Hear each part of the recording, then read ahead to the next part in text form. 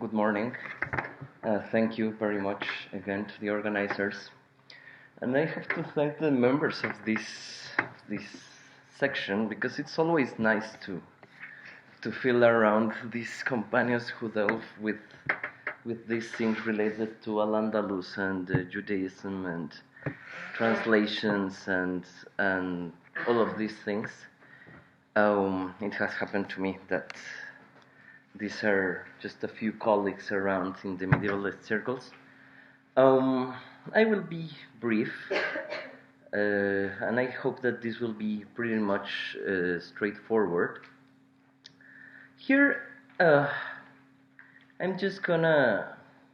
The matter of time here is only sort of tangential, because as we will see, Robert of Ketton does mention these three reckonings in the explicit of his translation of the Quran, but he has as I believe, as is my hypothesis, he has a very concrete intention behind using these reckonings that really doesn't have to do with time itself. So let's just jump right into it. So first, just to introduce like the translation of the Quran.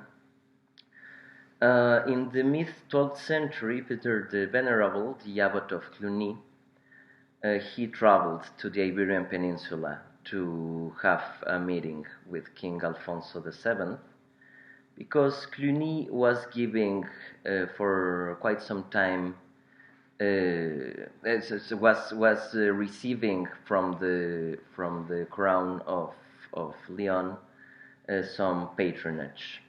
So in mid-12th century, Peter the Venerable travels to the Iberian Peninsula in order to meet with the king and discuss the terms of the payment and discuss other things related to territories that were being ceded by the crown of Leon to the monastery of Cluny.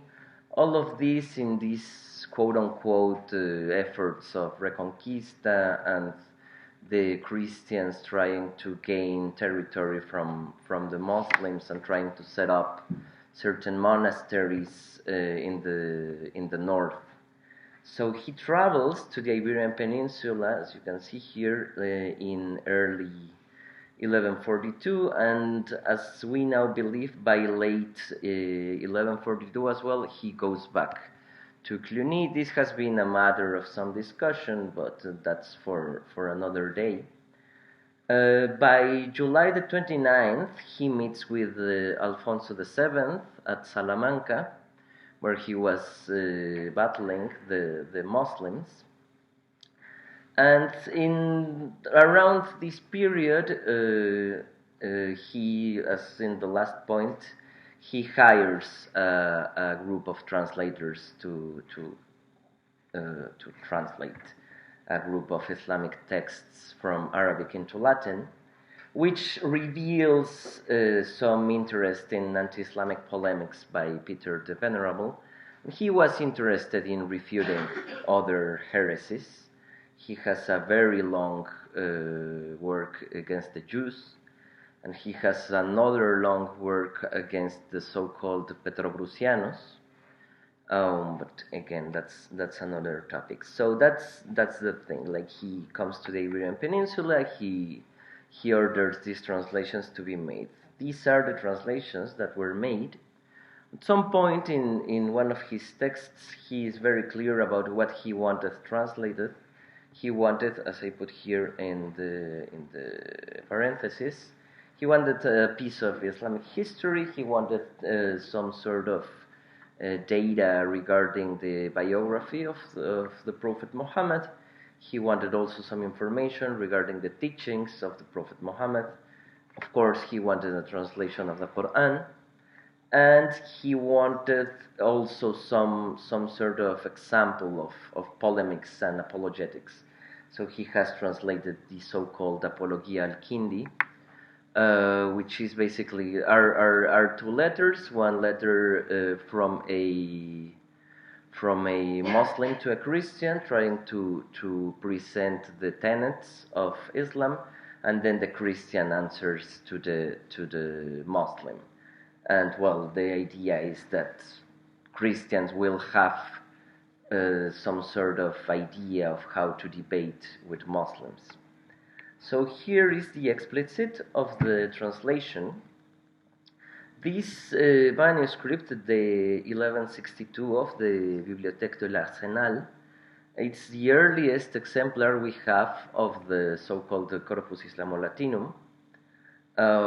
Very early on, this appears to be like a Vorlage, like a previous version, like a sort of draft of the compilation, which wasn't really copied. The copies that we have do not come from this exemplar, even though some people thought that this was the very original. And well, you can read here the explicit. This is the end of the book of the Diabolical Law of the Saracens, which in Arabic is called Quran, a collection of chapters or precepts, which is false. But anyway, here it says that Robert of Ketton, the Englishman, finished translating this book at the request of the illustrious and glorious Peter, Abbot of Cluny, in the year of the Lord 1143, in the year of Alexander 1403, in the year of the Hejra 537, in the year of the Persians 511. And like this explicit begs the question, why? Why does he put that many reckonings? I mean, we already know from many documents that sometimes they don't even mention the date. And he not only mentions a date, but he mentions 4 dates, 3 of which are completely useless. There isn't really no point on writing this on a Latin translation of the Quran. I mean, what's the idea? So I think that the question has to be addressed.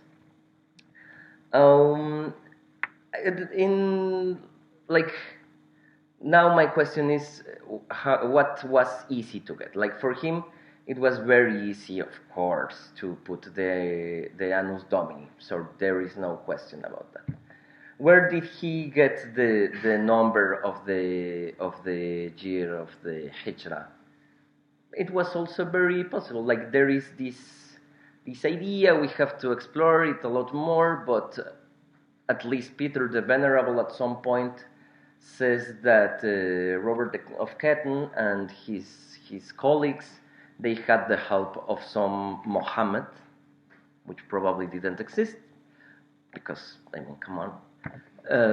But anyways, like the idea is that like we know that Muslims were around. We know that they had to get the manuscripts from some place, and we know of the library of the Banu Hud in Zaragoza. We know that they were around. So there is no surprise regarding the fact that Robert of Ketton had the exact Hijra year. But again, as I put there, it's not like not how Robert found this information, but why does he put it there, which I will address later. The Annus Alexandri was much more confusing for me because if the year 1143 corresponds to 1403, then that means that in 260 there should have happened something, but nothing really happened in 260. We don't really know. But then I started looking about Annus Alexandri. What can Annus Alexandri mean? And it turns out that the so-called era of Seleucus the First, the founder of the Seleucid Empire, it's called in Arabic Tarikh al-Iskandar, So this makes a lot of sense. They also call it Sanadi al-Qarnayn, like the stereotypical name for for Alexander the Great in Arabic tradition, and this makes sense, yeah, like at least in terms of Annus Alexandri. There are two different reckonings for the era of Seleucus, the so-called Greek one and the so-called Babylonian one. But as we can see there, the actual Babylonian one does correspond to 1143 if we accept that there was a scribal mistake. Probably there was a scribal mistake. Now it's there. It could have happened, and it's most likely that it happened, because he knew, like, the other dates are correct, so it's very, very likely that they just missed a word, and it's only a word. It's not like that they wrote, I don't know, something completely off. It's just we need the word quinquagesimo there instead of just having Anno Alexandri millesimo quadringentesimo tertio. We should have had Anno Alexandri millesimo quadringentesimo quinquagesimo tertio, which makes sense. Now the Annus Persarum, this is very much correct. It corresponds to the era of Yazdegerd III, the last Sasanian ruler, which began on June the 16th of 632, and very much Robert is right. Like the 511 Anno Persarum very much corresponds to the jump between 1142 and 1143. So what happened? Where did he take this? And most importantly, why? But first, where? And we know that Robert wasn't keen on translating Islamic texts. He and his colleagues, and practically the whole bunch of Arabic Latin translators in the Middle Ages, they wanted to translate scientific texts mostly. Like the translation of Islamic texts is very scarce, and it's always like enforced, or not enforced, but somehow there is patronage from the church or from the crown, etc. So Robert, as we know from Hermann of Carinthia, he translated the astronomical tables by Al-Battani. It's interesting to notice that people just, in order to like when people speak about what translations did Robert make, they only go to this reference of Hermann of Carinthia where he says that Robert translated Al-Battani, but they do not really they do not really look into it further. So I am suggesting, and I haven't seen this being suggested, that this is proof that Robert actually translated the tables of Al-Battani, and which might be even more important is that we have perhaps a sort of chronology of when were these translations made, because many of them, as I said, they don't have a date. So at least we know that by the time he was translating the Quran, the translation of Al-Battani was, if not finished, already probably underway, which is, again, very important for chronology in these terms. So, yeah, Al-Battani does speak about this. Again, as I put here in the second point, Al-Battani's siege identifies the year 1453 as 537 Anno Hijra, which is very much what Robert is putting there. So it could very well be that he's just copying the tables by Al-Battani. And also, Al-Battani has this very thorough section on converting from one reckoning to the other. And as I put there, Al-Battani also gives us exact instructions on how to convert between the Arabic, the Byzantine, and the Coptic and the Persian calendars. So it's pretty much there. There is, like, it's a very satisfactory answer to recognize that this was contained in Al-Battani Zij, which, again, we know, at least from Hermann of Carinthia, that Robert translated, because I didn't mention, but it should be clear enough, we don't have the translation of the tables. So why? This is pretty much the answer that we can have. He was most probably looking for patronage. In the end of Robert's preface to the translation of the Quran, he's addressing Peter the Venerable, and he's saying at the end he says this: "Lest the preface become a nuisance, I put an end to it, and I promise your celestial sorry, and I promise you a celestial gift able to penetrate the entire heaven that contains in itself the totality of the astronomical and astrological knowledge." And he goes on to say, and it will contain the numbers and proportions of the heaven, and he describes this very complete work regarding the entirety of the heaven. There has been also some discussion about what this work is. Some people think that it's the Almagest, and there is some sort of discussion. My hypothesis is that no, this is not the Almagest, because the Almagest doesn't really contain the entirety of the heaven in the way Robert describes this work. So what I'm thinking is that Robert is actually wanting to get patronage. He's actually asking from Peter the Venerable for money in order to continue his translation endeavors, which is very common, because again, these translators were always being paid from some members of the church, members of the royalty. So this is my idea, and this is not, and this is the last slide. This is not surprising, because we know that again many of them were doing this. And we have, for example, the example of Petrus Alfonsi and the so-called Epistola Patheticos, which some have called an advertisement for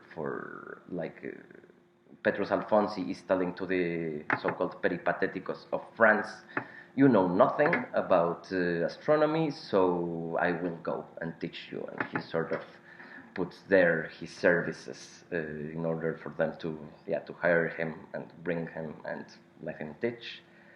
Which is the same that happened with John of Seville and Teresa of Portugal, and then the Raymond of Toledo, which were patrons of his at some point, which is the same that happened with Herman of Carinthia and the so-called John David, or Hugo of Santo and Michael of Tarazona, and we know that these guys were trying to do their translations, that they were interested in endeavors of this kind, but as we well know, they need money. So they were very much just asking for it, and my proposal is merely that Robert was flexing a little bit and showing Peter the Venerable his skills and saying, "I promise you this, pay for it, and you will have the best possible work on astronomy and astrology." And that's it. Thank you very much.